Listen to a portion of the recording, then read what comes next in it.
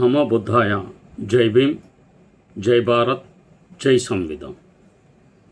ముందుగా తథాగత భగవాన్ బుద్ధునికి, పరమ పూజ్యులు బోధిసత్వ డాక్టర్ బాబాసాహెబ్ అంబేద్కర్కు ప్రణామాలు తెలియజేస్తున్నాను.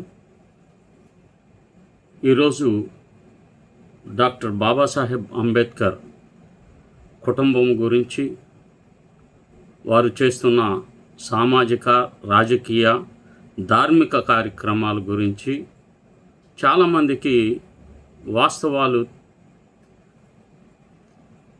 సక్రమంగా తెలియకపోవటం వలన సోషల్ మీడియాలో తమకు నచ్చిన రీతిలో కామెంట్స్ పెడుతున్నారు. వారికి కొన్ని విషయాలు బాబాసాహెబ్ కుటుంబం గురించి చెప్పటానికి, అవి వాస్తవమా కాదా అని వారికి వారే నిర్ధారించుకొని బాబాసాహెబ్ స్థాపించిన సంస్థలు ఉండగా వేరే సంస్థలను ఎందుకు ప్రమోట్ చేస్తున్నారు, వాటిలో ఎందుకు పనిచేస్తున్నారు, ఈ అంశాలకు సంబంధించి నేను తెలియచెప్పాలని అనుకుంటున్నాను. ఆంధ్రప్రదేశ్ నుండి శ్రామణీరు ట్రైనింగు చైత్యభూమిలో నేను పొందటం కాకుండా, నాతో పాటు మన ఆంధ్రప్రదేశ్ నుంచి 10 మంది శ్రామణీర్ ట్రైనింగ్లో పొంది అక్కడ విషయాలన్నిటిని అవగాహన చేసుకొని, అక్కడ వారిచ్చిన లెసన్స్ మేము అర్థం చేసుకొని వాళ్ళతో చర్చించి ఈ అంశాల గురించి సంపూర్ణంగా తెలుసుకున్నాం. వాటిని నేను వచ్చిన తర్వాత సోషల్ మీడియాలో కానీ, పేపర్స్లో, డిజిటల్ మీడియాలో కొన్ని అంశాల మీద యూట్యూబ్లో కూడా చెప్పటం జరిగింది. కానీ అవి సక్రమంగా ప్రజలకు రీచ్ కావడం లేదు.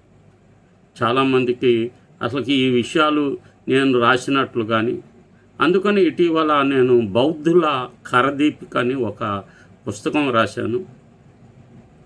అది మంత్రి అప్పలరాజు గారు, ఆదరణీయులు, విశాఖపట్నంలో రిటైర్ అయ్యారు. వారి బాబు వివాహ సందర్భంగా ఒక 500 కాపీలు వారు ప్రచురించి ఉచితంగా విశాఖపట్నంలో పంచడం జరిగింది. మేము ఒక 500 కాపీలు బిఎస్ఐ మెంబర్స్ ఇంకో కొంతమంది స్పాన్సర్ చేసుకొని 500 కాపీలు కూడా మేము కొంతమందికి పంచడం జరిగింది. కొంతమంది కొనుక్కున్నారు కూడా. అందులోని వ్యాసాలు ప్రధానంగా ఈ కుటుంబం గురించి, కుటుంబం త్యాగం గురించి, వారు చేస్తున్న రాజకీయ, సామాజిక విషయాలను ప్రజలకు తెలిసే విధంగా నేను తెలియచెప్పాలనే ఈ అంశాలు మరలా ఈరోజు మీతో మాట్లాడాలని భావిస్తున్నాను. డాక్టర్ బాబాసాహెబ్ అంబేద్కర్ సృష్టించిన సంస్థలు ఉండగా మనం వేరే సంస్థలను ఎందుకు స్థాపిస్తున్నాం? పీడిత కులాలకు చెందిన విద్యావంతులు, సామాజిక ఉద్యమాలను జీవనాధారంగా మార్చుకున్న ఫుల్ టైమర్లు, ఎన్జిఓలు తమ జీవితాలను బాగా అభివృద్ధి చేసుకోవడం కోసం అనేక సంఘాలను పెద్ద ఎత్తున స్థాపిస్తున్నారు. ఈ సంఘాల ద్వారా తమ జీవితకాలం అంతా ఎవరు ప్రశ్నించకుండా తమ వ్యవహారాల్లో పారదర్శకతను నిలిపివేయకుండా, తమ సంఘాల్లో వచ్చే ఆదాయ ఖర్చులు ఎవరికీ తెలియకుండా ఉంచేందుకు లక్షలాది సంఘాలను నిర్మించుకుంటున్నారు. ఇలా ప్రజా సంఘాలకు సమాజంలో గౌరవాన్ని తగ్గించి వాటిని నామమాత్రంగా మార్చేస్తున్నారు. ఈ వ్యాధి బౌద్ధ సంఘాలలో కూడా వ్యాప్తి చెందింది.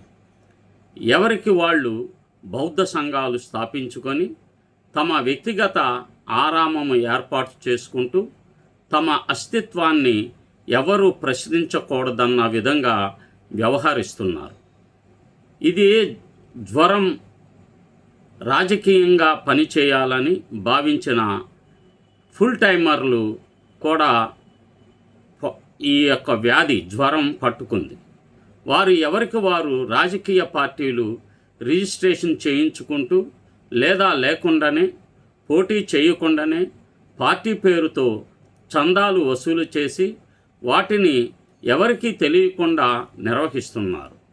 బీఫామ్ పార్టీ టికెట్లు సంతలలో అమ్ముకోవడం, రాష్ట్రాధ్యక్ష పదవిలో ఉంటూ కూడా ఎక్కడా పోటీ చేయకుండా మాయాజాలంతో కాలం గడిపేయడం సాధారణం అయిపోయింది. అయితే బాబాసాహెబ్ అంబేద్కర్ భారతీయ బౌద్ధ మహాసభతో పాటు Samata Sainik Dal, all India depressed classes association, depressed classes education society, people's education society, republican party of India వంటి సంస్థలను ఎందుకు స్థాపించారు? ఈ సంఘాల్లో మీరు పని చేయకుండా ఉండటానికి తగిన కారణాలేంటి? పనిచేస్తున్న సంఘాలను ఎందుకు చీల్చారు? ఇవన్నీ విశ్లేషించకుండా సామాజిక ఉద్యమాలు విజయం సాధించవు. దేశం కోసం, తన ప్రజల కోసం బాబాసాహెబ్ అంబేద్కర్ నెలకొల్పిన సంస్థలు అత్యంత విలువైనవి. భారత బహుజనులకు సామాజిక, ఆర్థిక, విద్యా, మతపరమైన పరివర్తన కోసం ఆయన తన కుటుంబాన్ని కూడా త్యాగం చేశారు. దేశంలోని జాతి అహంకార ధోరణులకు, దేశ వ్యతిరేక శక్తులకు ఎదురు నిలబడి ఒంటరిగా పోరాటం చేశారు. అప్పట్లో శ్రామిక వర్గం ఆర్థికంగా, విద్యాపరంగా, రాజకీయంగా దోపిడీకి గురి అవుతుంటో బాబాసాహెబ్ ప్రజా సంఘాల ద్వారా సమాజానికి న్యాయం చేయాలని ముందుకు వచ్చారు. అంబేద్కర్ 4 రకాల సంస్థలను నిర్మించారు. 1 సామాజికమైనవి, 2 రాజకీయమైనవి, 3 విద్యాపరమైనవి, 4 ధార్మిక సంబంధించి. అందులో 1 మూక్ నాయక్. 31/1/1920న మూక్ నాయక్ పత్రికను బాబాసాహెబ్ అంబేద్కర్ స్థాపించారు. ఒక ప్రబలమైన విశ్వసనీయత కలిగిన నాయకుడిగా గుర్తింపు పొందారు.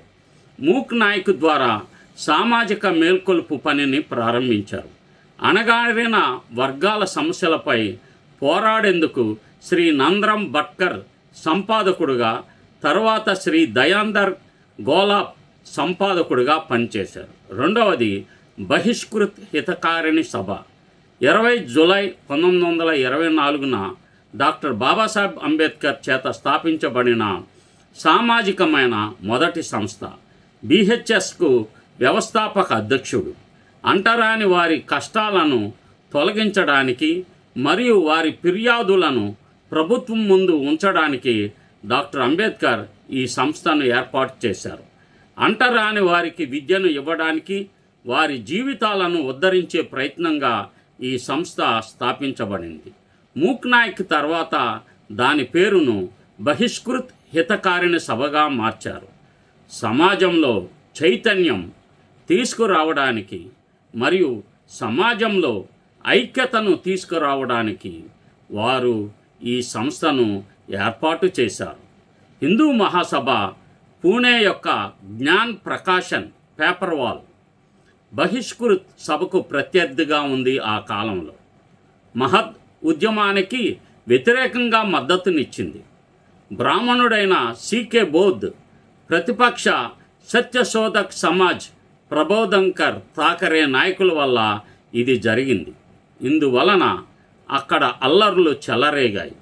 ఫలితంగా మహత్ చెరువు యొక్క సత్యాగ్రహం మార్చి 18, 1927న విఫలమైంది. మిలిటరీకి చెందిన భీమ్ సైనికులు ఇది చూసి చాలా బాధపడ్డారు. జరిగిన అల్లర్లలో డాక్టర్ బాబాసాహెబ్ అంబేద్కర్ అనుచరులు చాలామంది గాయపడ్డారు. ఇది చూసిన సైనికులు డాక్టర్ బాబాసాహెబ్కి ఒక ఆలోచన అందించి, మనం సైనికుల విభాగాన్ని ఏర్పాటు చేద్దామని, దాని ప్రకారం మనం సామాజిక యుద్ధం చేయాలని బాబాసాహెబ్కు నచ్చచెప్పారు. ఏప్రిల్ 1927న పక్ష మరాఠీ పేపర్ బహిష్కృత్ భారత్ను ప్రారంభించారు. డాక్టర్ అంబేద్కర్ స్వయంగా ఎడిటర్గా పనిచేశారు. Mill workers union 3వది.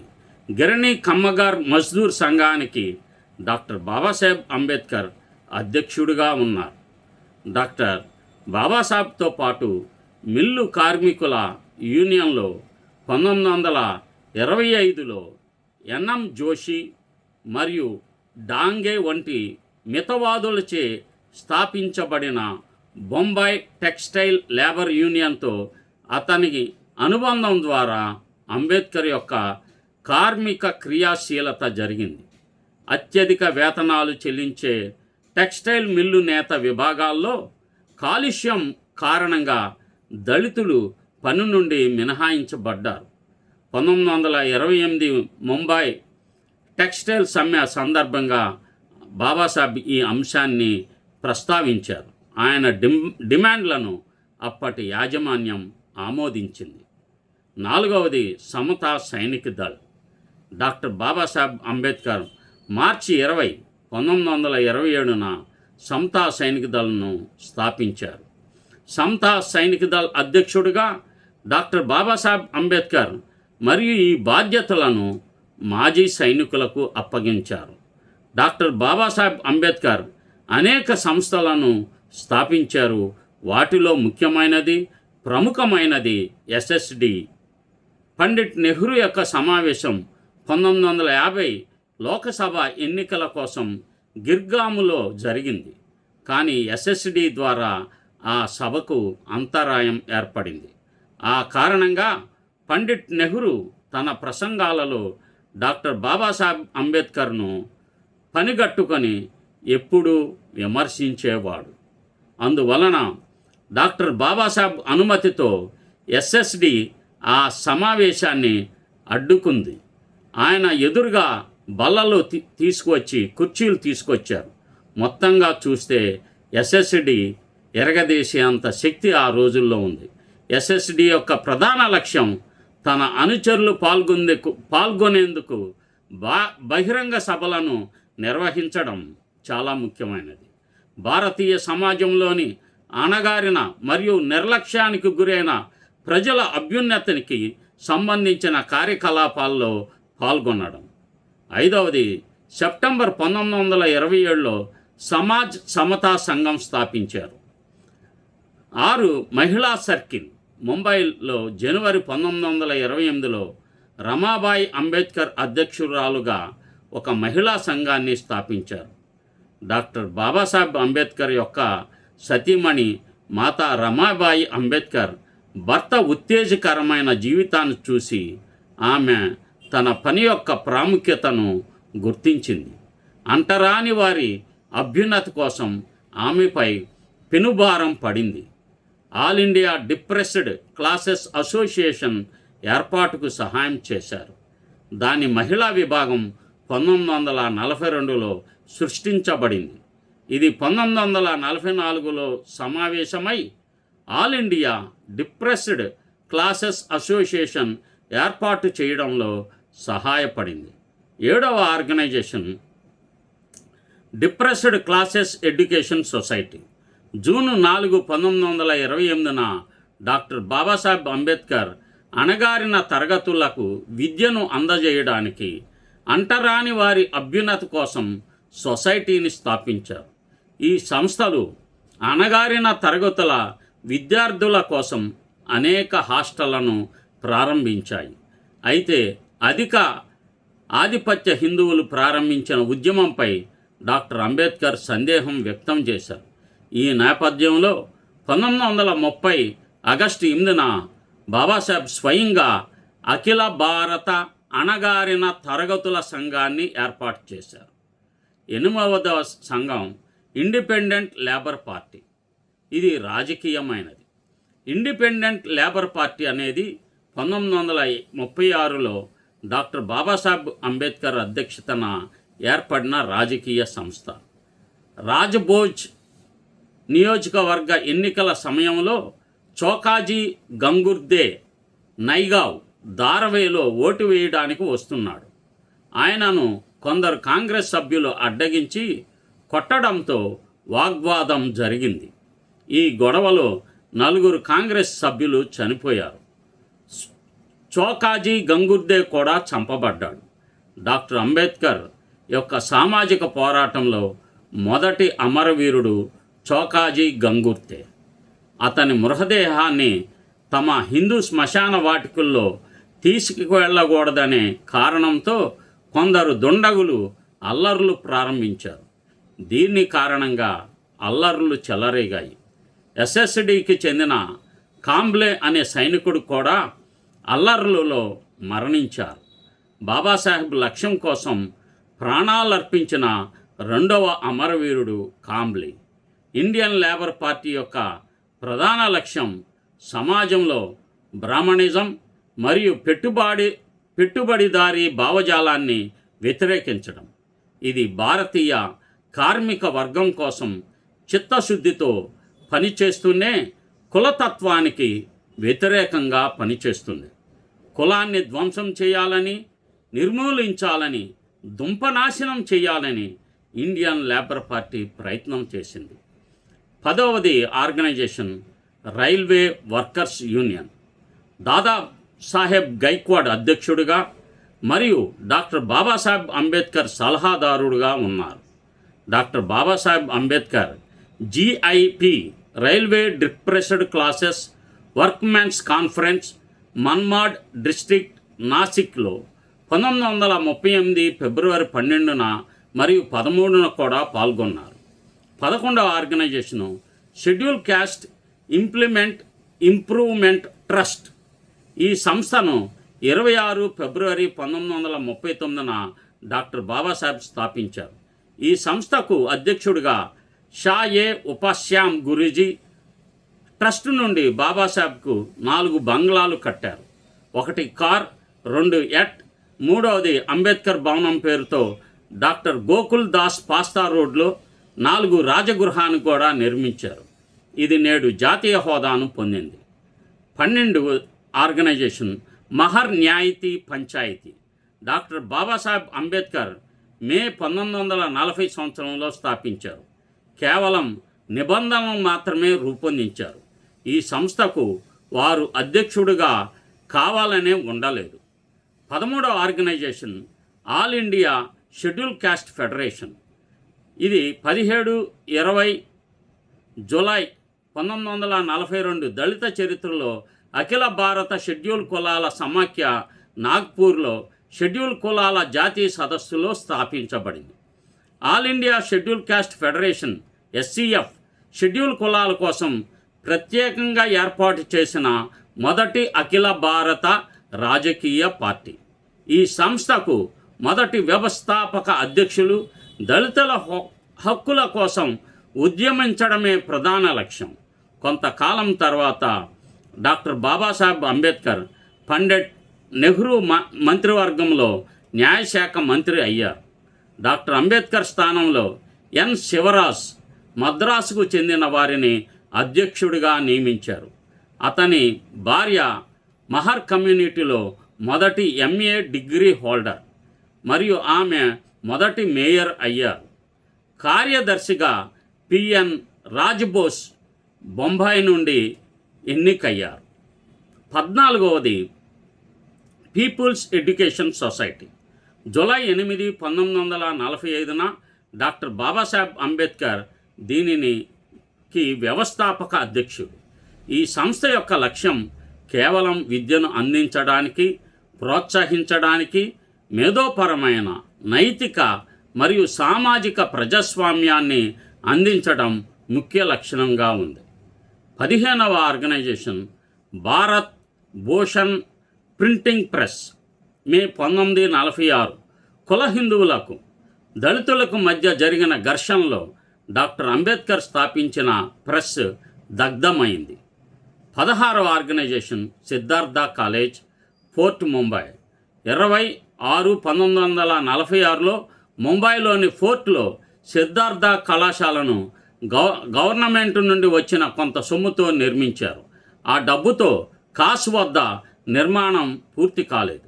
ఆ కళాశాల నిర్మాణ పనులు పూర్తి చేసేందుకు 4 బంగ్లాలలో 2 బంగ్లాలు అమ్మి సిద్ధార్థ కాలేజీ కట్టారు. అక్కడే ముకుందరావు కుమారుడు అశోక్ అంబేద్కర్ నివసించేవారు.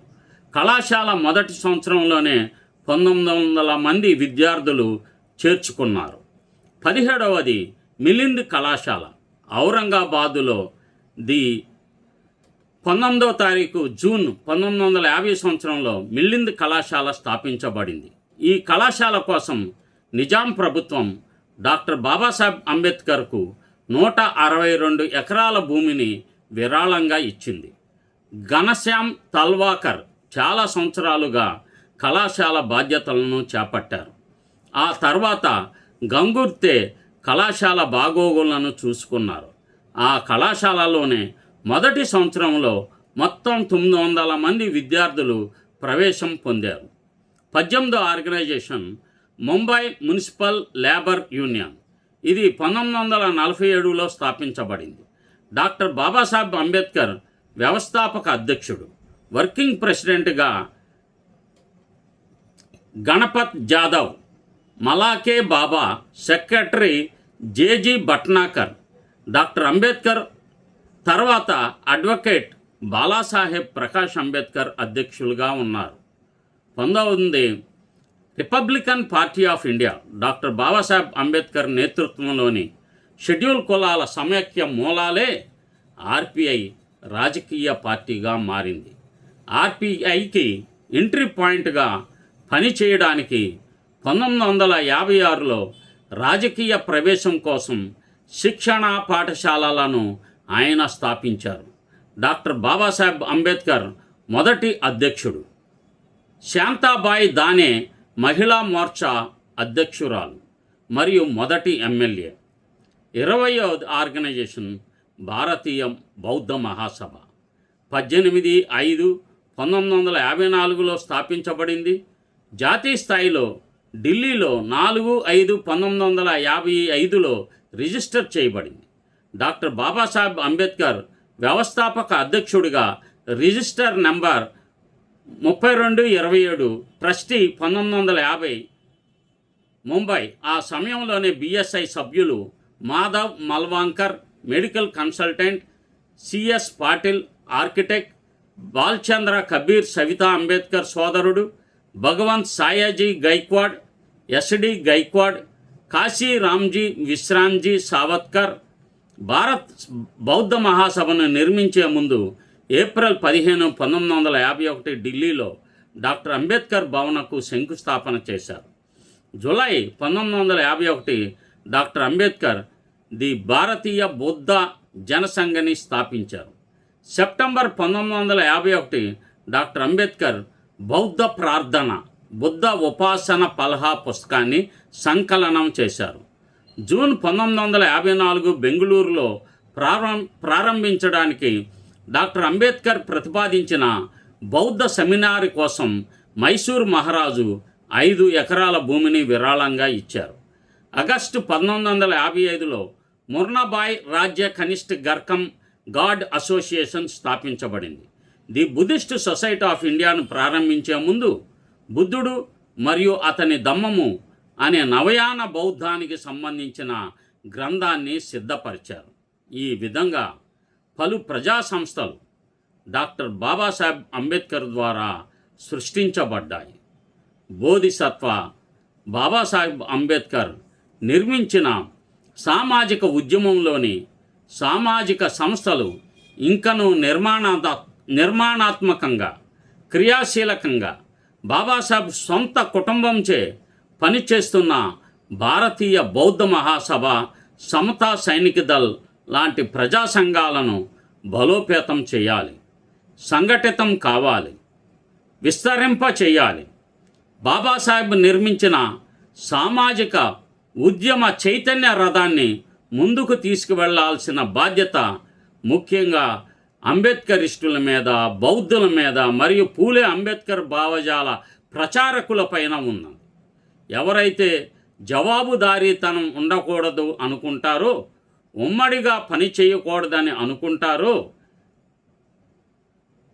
తమ మీద ఎవరికి పెత్తనం ఉండకూడదని అనుకుంటారో, సామాజిక ఉద్యమాలను పనికి ఆహార పథకంగా మార్చుకుంటారో, సామాజిక ఉద్యమాలను దేశవ్యాప్తంగా, రాష్ట్ర వ్యాప్తంగా, జిల్లా వ్యాప్తంగా విస్తరింప చేయలేని అసమర్థతతో ఉంటారో, పాలక కులాలకు శుశ్రూష చేసి జీవించాలన్న తపన ఉన్నవాళ్ళు, పాలకుల ఆజ్ఞలను గైకొని తమ జీవితాలను సంపూర్ణంగా బానిసత్వానికి అంకితం చేసిన చాలామంది వ్యక్తిగత ప్రతిష్ట కోసం తమకు తోచిన సంఘాలను నెలకొల్పుతూ సామాజిక ఉద్యమ పోరాటాలను నిర్వీర్యం చేస్తున్నారు.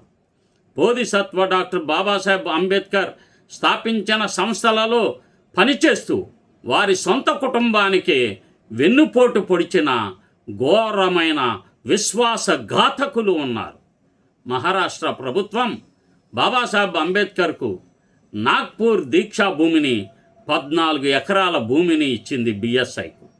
బాబాసాహెబ్ సొంత కుమారుడు భయ్యాసాహెబ్ యశ్వంతరావు బొంబాయిలో ఉండడం చేత ఆ బాధ్యతలను గైక్వాడ్కు అప్పజెప్పితే కాంగ్రెస్తో కలిసి ఆ భూమిని స్వాధీనం చేసుకున్నాడు. గైక్వాడ్ కాదు, గవాయికి అత్యంత నమ్మకంగా ఉండి బాబాసాహెబ్ కోడలు మహోపాసిక మీరాతాయికి సహాయకారిగా ఉన్న వ్యక్తి భారతీయ బౌద్ధ మహాసభను చీల్చి సొంత కుంపటి పెట్టుకొని ముఖ్యంగా తెలంగాణ, ఆంధ్రప్రదేశ్లో కొంతమందిని చేరదీసి వాస్తవాలు చెప్పకుండా బౌద్ధాన్ని భ్రష్టు పట్టించారు. రిపబ్లికన్ పార్టీ ఆఫ్ ఇండియా, సమతా సైనిక దళ్ కూడా చీలికలు పేలికలు అవ్వడానికి కారణం స్వార్థపూరితమైన వ్యక్తులే. కానీ నిబద్ధత కలిగిన బాబాసాహెబ్ అనుయులు మాత్రం ఆ సంస్థలను గుండెల్లో పెట్టుకొని నిర్విరామంగా చిత్తశుద్ధితో పూర్తి అంకిత భావంతో స్వచ్ఛందంగా పనిచేస్తున్న విషయాలను స్పష్టంగా చూసి సెంట్రల్ టీచర్సు మాకు తెలియచెప్పిన పాఠాన్ని అనుసరించి తెలుగువారికి కూడా ఈ విషయాలను తెలియచేయాలనే నేను ఈ యొక్క ప్రయత్నం వ్యాసరూపంలో కానీ ప్రస్తుతం యూట్యూబ్ ద్వారా నేను తెలియజేస్తున్నాను. Balasaheb Prakash Ambedkar Republican party of Indian చీలికలు పేలికలై బ్రాహ్మణిజంతో చెలిమి చేయడం చూసి తాను పనిచేస్తున్న ఆర్పిఐ పార్టీని రద్దు చేసుకొని వంచిత బహుజన్ అగాడి పార్టీని మార్చి 20, 2018న ప్రకాష్ అంబేద్కర్ స్థాపించారు.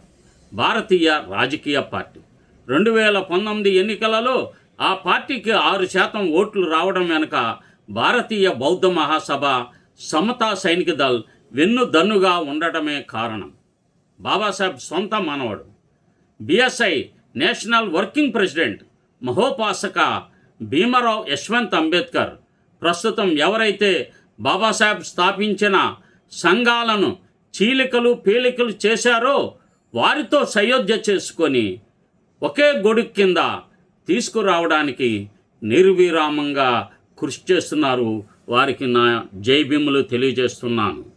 బాబాసాహెబ్ చేసిన సామాజిక పోరాటంలో భాగస్వాములు కావాలని నైతికత కలిగిన వ్యక్తులందరూ ఈ సంస్థలను బలోపేతం చేయాలని నేను మీకు తెలియచేస్తున్నాను. మీరు ఏదో కొంతమంది చెప్పే మాటలు విని మోసపోవద్దు. బిఎస్ఐ 26 రాష్ట్రాల్లో పటిష్టంగా ఉంది. ప్రతి చోట బ్రాంచెస్ ఉన్నాయి. ఈ కన్ఫ్యూజను మేజర్గా ఒక ఆంధ్రప్రదేశ్లోనూ తెలంగాణలో ఉంది. దానికి కారణం ఒక 2-3 దశాబ్దాల నుండి ఈ బిఎస్ఐ మాతృ సంస్థ మన ఆంధ్రప్రదేశ్, తెలంగాణలో లేకుండా ఈ మధ్య కాలంలో తెలంగాణలో ఒక 10 సంవత్సరాల నుండి పనిచేస్తుంది. అక్కడ ఇప్పుడు భారీ ఎత్తులో శ్రమణీర్ ట్రైనింగ్లు ఇప్పుడు కూడా జరుగుతున్నాయి. నిన్న ప్రారంభమైంది. అలాగా చాలా విస్తృతంగా అక్కడ 100 మంది మహిళలు వైట్ శారీస్ ధరించి శ్రమణీర్ ట్రైనింగ్లో పాల్గొనటం అనేది చాలా అద్భుతమైన విషయము. ఇటు తెలంగాణ, ఆసిఫాబాదు, నిర్మల్ ఈ జిల్లాల్లో చాలా బ్రహ్మాండంగా అక్కడ పనిచేస్తుంది. కానీ అంత ఆ రీతిలో మన ఆంధ్రప్రదేశ్లో కొంత కూడా పనిచేయట్లేదు. అదే అత్యంత విచారకరం. ఎవరికి వాళ్ళు వాస్తవాలు తెలియక బౌద్ధాన్ని, భారతీయ బౌద్ధ మహాసభ యొక్క మూలాలు తెలుసుకోకుండా ఎవరు చెప్పేవి వాళ్ళు చెప్పుకుంటూ కాలయాపన చేస్తున్నారు. దానిపైన అంటే దమ్మ ప్రచారం సక్రమంగా జరగట్లేదు. బిఎస్ఐ ప్రత్యేకత ఏమిటంటే బిఎస్ఐలో 27 ట్రైనింగ్స్ ఉన్నాయి. వాటిలో ఏ ఒక్కటి కూడా ఎవరు ఇవ్వడం లేదు. ఇవ్వకపోగా ప్రతి ఒక్కళ్ళు కూడా పెళ్ళిళ్ళు చేశారు, మాకు అవకాశం ఉందండి, మేము ఎవరైనా చేయొచ్చు అనే రీతిలో ఇది ఒక సక్రమంగా నిర్వహించబడట్లేదు.